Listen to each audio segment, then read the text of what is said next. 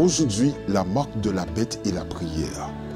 Après cela, j'entendis dans le ciel comme une voix forte qui disait « Alléluia, Alléluia, le salut, la gloire et la puissance sont à notre Dieu parce que ses jugements sont véritables et justes. Car il a jugé la grande prostituée qui corrompait la terre par son impudicité et il a vengé sur elle le sang de ses serviteurs répandu par elle. » Ils dirent encore « Alléluia ».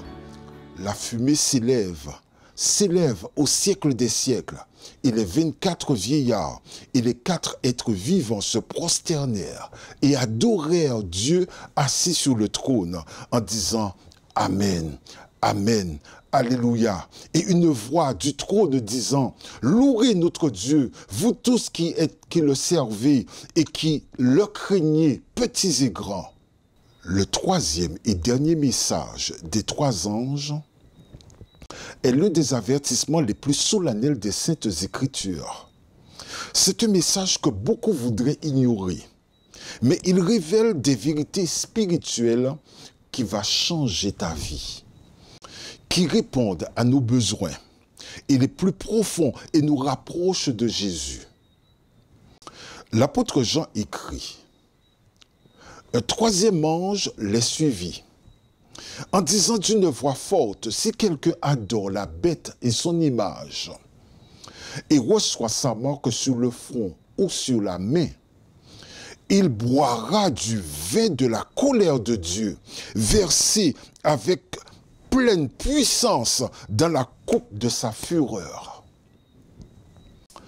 Il sera tourmenté dans le feu et le soufre, en présence des saints anges et en présence de l'agneau.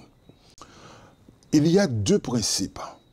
Le premier principe qui change la vie à propos de cet avertissement et qui vient du cœur de Dieu aimant, qui veut plus que tout nous sauver dans son royaume. Il s'agit d'un message d'avertissement, un message divin pour que le peuple de Dieu ne soit pas pris au dépourvu par les tromperies à venir. Le deuxième principe, cela concerne l'adoration. L'ange dit, si quelqu'un adore la bête, ceci est en contraste direct avec le message du premier ange au verset 7, demandant solennellement à adorer le Créateur. Adorer le Créateur conduit les fidèles du Christ à répondre à son amour, à se fier à sa grâce salvatrice, à être obéissant à sa parole et à garder ses commandements. A contrario, adorer la bête pousse à vivre une vie égocentrique et une vie indépendante de Dieu en désobéissant à ses commandements. Ceux qui adorent la bête se centrent sur eux-mêmes plutôt que sur Jésus. Ce message du 3e ange parle de temps à venir où l'Église et l'État vont s'unir à la papauté pour imposer le culte le premier jour de la semaine. Le dernier message des 3 anges est un appel à une prière sérieuse. Mais je vous dis, une prière sérieuse et sincère. Le principe de l'Antéchrist, ce principe-là, on devrait bien le retenir. L'orgueil plutôt que l'humilité. L'exaltation de soi plutôt que le sacrifice de soi pour le bien-être des autres. Et la confiance dans la sagesse humaine plutôt que dans l'inspiration divine des Écritures. Et tout cela est profondément ancré dans notre nature déchue.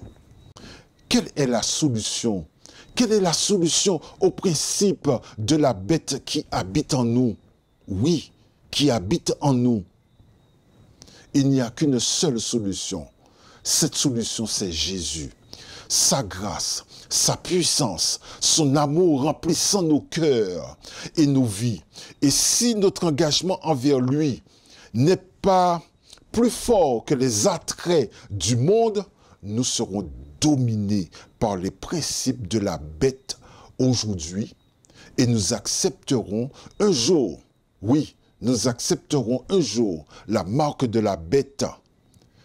L'avertissement contre la marque de la bête dans le message du troisième ange devrait nous pousser à nous agenouiller dans une humble soumission au Christ en implorant son esprit dans nos cœurs. Il devrait également nous amener à prier pour notre famille, pour nos amis, prier pour nos voisins, afin qu'eux aussi aient le cœur ouvert au message salvateur du Christ du dernier jour. Et ce message devrait nous motiver à attendre avec impatience le jour où nous nous réjouirons avec le Christ autour de son trône, et cela pour toujours.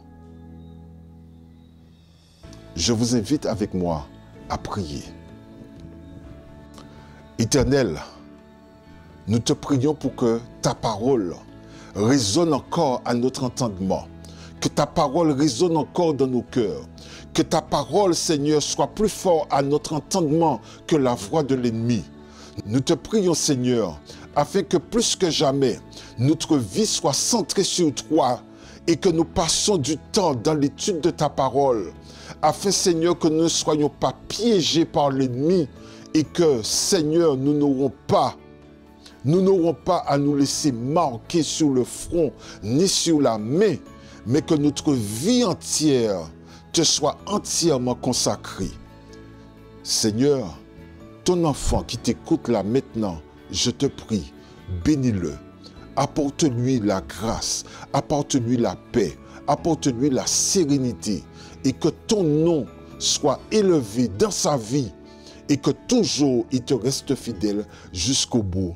C'est ma prière au nom de Jésus. Merci. Bonne soirée.